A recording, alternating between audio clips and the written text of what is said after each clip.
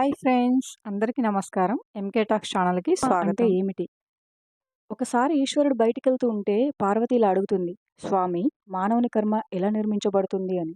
దానికి ఈశ్వరుడు, దేవి అదుగో ఆ పచ్చగా ఉన్న చేను పక్కన ఒక గాడిద ఉందే దాన్ని కట్టేశాడు దాని యజమాని.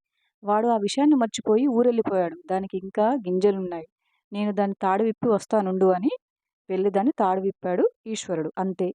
అది వెళ్ళి ఆ పచ్చగా ఉన్న చేనులో పడి మేసి దాన్ని నాశనం చేసింది. ఆ చేను యజమాని వచ్చి చూశాడు. ఆ గాడిద యజమాని రాగానే అతనికి కోపం కట్టలు తెంచుకుంది. అమాంతం వెళ్లి అతనితో గొడవకు దిగాడు. ఇద్దరి మధ్య మాట మాట పెరిగింది. భావోద్వేగాలు కట్టలు తెంచుకున్నాయి. ఆ చేను యజమాని ఆ గాడిద యజమానిని చంపేశాడు. దానికి ఆ గాడిద యజమాని భార్య గొంతు కోసి చంపేశారు. దాన్ని చూసిన ఆ గాడిద యజమాని భార్య తమ్ముళ్ళు విపరీతమైన కోపంతో వెళ్లి ఆ చేను యజమాని కొడుకులను ఇద్దరిని చంపేశారు. దానిని చూసిన ఆ పిల్లల మేనమామ వచ్చి ఆ గాడిద యజమాని భార్య తమ్ముళ్ళిద్దరిని గొడ్డలితో నరికేశాడు. చివరగా ఆ మేనమామ అక్కడ పడి ఉన్న మొత్తం శవాలన్నిటిని చూసి, "ఈశ్వరా! ఎంత పని చేశావయ్యా" అని ఆకాశం కేసి చూసి అన్నాడు. దానికి ఈశ్వరుడు ప్రత్యక్షమై, "నేనేం చేశాను నాయనా?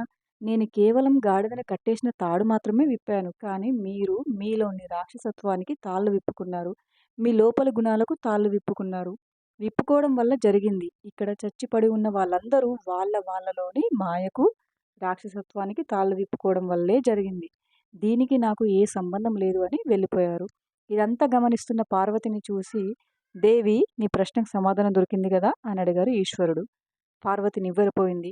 దేవుడు ఏ కర్మను తగిలించడు. ఎవనికి వాడు నిర్మించుకున్న కర్మచక్రముల నుంచి వాడే బయటపడాలి. రాక్షస తాళ్ళు విప్పుతున్నంత సేపు, మాయకు తాళ్ళు విప్పుతున్నంత సేపు కర్మ నిర్మాణం జరుగుతూనే ఉంటుంది. అందుకే అర్థం చేసుకున్న వారికి చేసుకున్నంత మహదేవా అంటారు.